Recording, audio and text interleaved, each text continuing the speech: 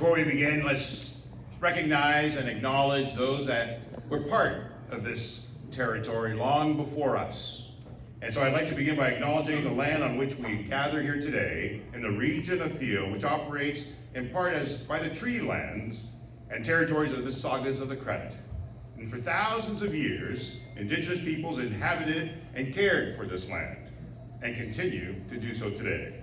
And in particular, we acknowledge the territory of the Ashuapunk, the Huron-Wendat, as well as the Ojibwe and the Chippewa peoples. The land, the home of the Métis as well.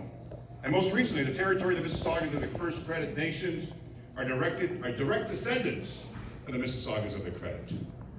And we're grateful to have the opportunity to work in this land, and by doing so, give our respect to the first inhabitants. And I know all of you care about that. As you Canadians, like myself, are products of other parts of the world, and we appreciate all those that are part of our society. We all want to be welcome, we all want to be included, and that's why we acknowledge Indigenous peoples of Canada. Thank you. Thank you so much for that, Charles. Now I'll ask all of you to rise so we can recognize Canada as our home and native land with the playing of our national anthem. It is down.